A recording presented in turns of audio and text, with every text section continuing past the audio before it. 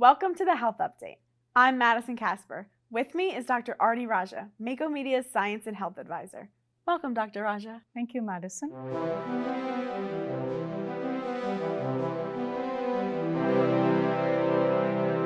Our topic today is the recent rise in walking pneumonia cases in South Florida.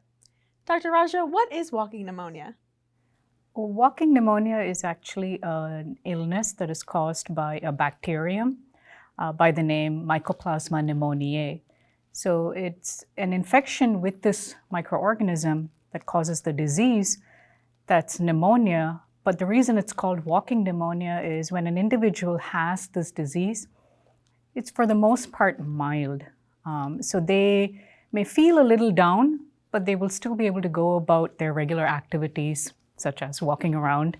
And therefore, the disease came to be named as walking pneumonia. You still have pneumonia, but it isn't that severe that it kind of takes you down, and you're still able to do some activities. What are the symptoms of walking pneumonia?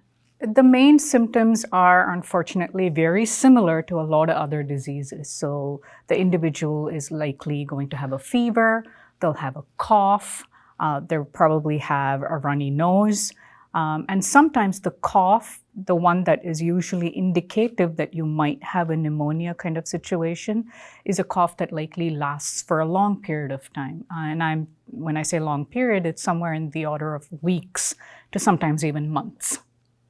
What are the challenges when diagnosing this illness? In most patients or most people who end up getting infected with this microorganism tend to have mild symptoms. So most people probably just never go see the doctor because they're able to walk. They can walk around, they feel fine. They think they feel fine, so they never visit a physician. So they think it's okay, and therefore it just goes undiagnosed.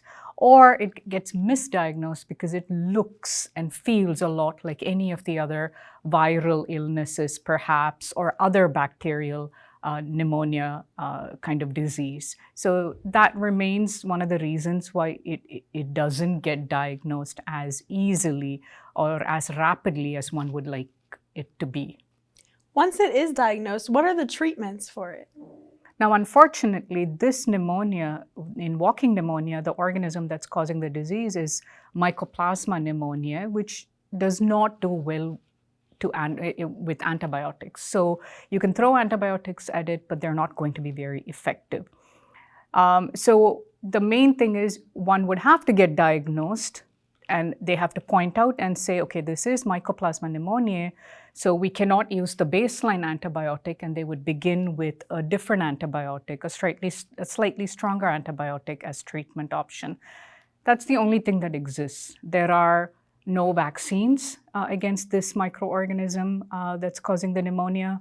There are vaccines for other bacterial pneumonia diseases or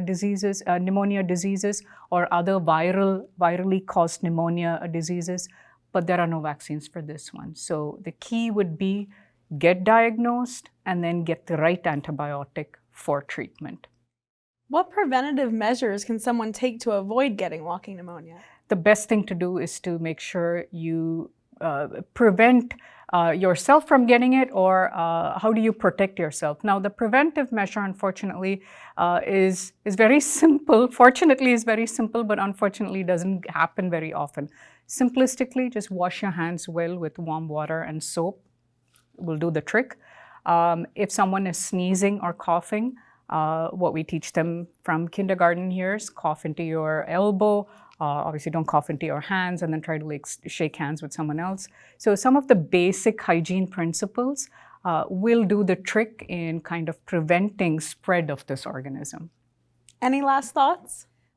Protect yourselves from other diseases. So for example, if the flu is going around, that is a virally caused disease.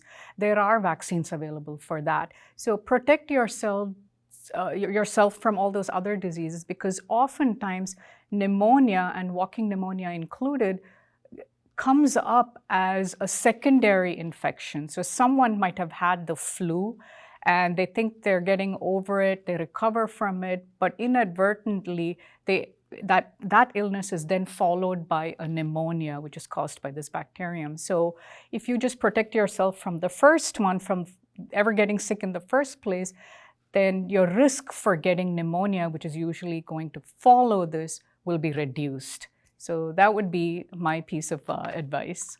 Thank you, Dr. Raja. Thank you, Madison. This has been the Mako Media Health Update. I'm Madison Kasper. See you next semester.